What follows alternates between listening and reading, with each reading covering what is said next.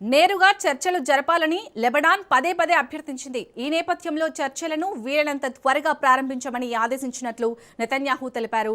హెజ్బొల్లాకు ఆయుధాలు దక్కకుండా చేయడం, లెబనాన్తో శాంతి స్థాపనపై తాము దృష్టి సారిస్తామని తెలిపారు. అంతకుముందు లెబనాన్ అధ్యక్షుడు జోసెఫ్ అవోన్ కూడా కీలక ప్రకటన చేశారు.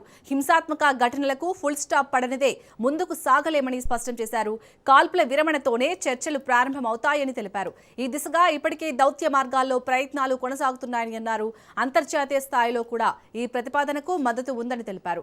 రైట్, ఇదే అంశంపై పూర్తి అప్డేట్స్ ని మా ప్రతినిధి సునీల్ అందిస్తారు. నెలకొన్నటువంటి ఉద్రిక్త పరిస్థితులకు కొంత స్వల్ప విరామం వస్తున్నటువంటి పరిస్థితి కనపడుతుంది. ఇప్పటికే మనం చూసాం ఇజ్రాయెల్, రష్యా, ఉక్రెయిన్తో పాటు మరోవైపు ఇజ్రాయెల్, మరోవైపు సంబంధించినటువంటి లెబనాన్పై కూడా ఒక శాంతి చర్చలకు ఇరు దేశాలు కూడా పరస్పరం అంగీకరించడం కూడా సమాచారం తెలుస్తుంది. గత కొంతకాలంగా ఇరాన్, ఇజ్రాయెల్, అమెరికా యుద్ధం ప్రకపరణ నేపథ్యంలో మరొకసారి ఇజ్రాయెల్ లెబనాన్పై వరుస దాడులతో, భీకరమైనటువంటి దాడులతో ఇటీవల కాలంలో తన లెబనాన్లో ఉన్నటువంటి అణు కేంద్రాలు, పౌర కేంద్రాల టార్గెట్ చేసుకుని వరుస దాడులు చేసేది. ఇక లెబనాన్లో ఉన్నటువంటి ఐఆర్జీసీ కమాండర్తో పాటు మరోవైపు ఇటీవల చీఫ్ కమాండర్ని కూడా హతం చేసినప్పుడు పరిస్థితి మనం చూసాం.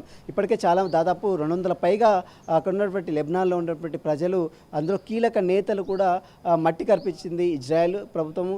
మరోవైపు ఇజ్రాయెల్ శాంతి చర్చలు జరిపే విధంగా లెబనాన్ ఇప్పటికే పదే శాంతి చర్చలు జరపాలి, హింసను ఆపాలంటూ కూడా పదే విజ్ఞప్తి చేసినప్పుడు కూడా ఇప్పుడు ఇజ్రాయెల్ ఈ యొక్క శాంతి చర్చలకు అంగీకరించినట్లు కూడా తెలుస్తుంది.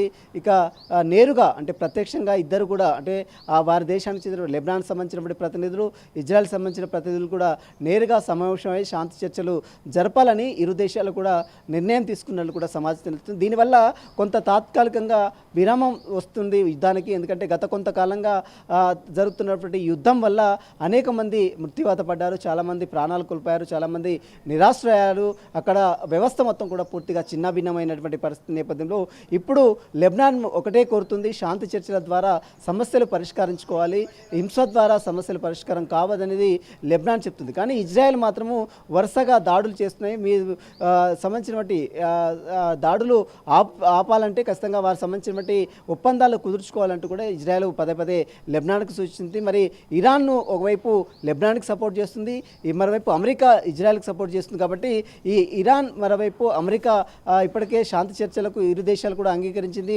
ఓవైపు శాంతి చర్చలు అంటూనే మరోవైపు వరుసగా దాడులు కొనసాగిస్తున్న నేపథ్యంలో మరి ఇప్పుడు లెబనాన్, మరోవైపు ఇజ్రాయెల్ మరి ఏ రకంగా ముందుకు వెళ్తుంది,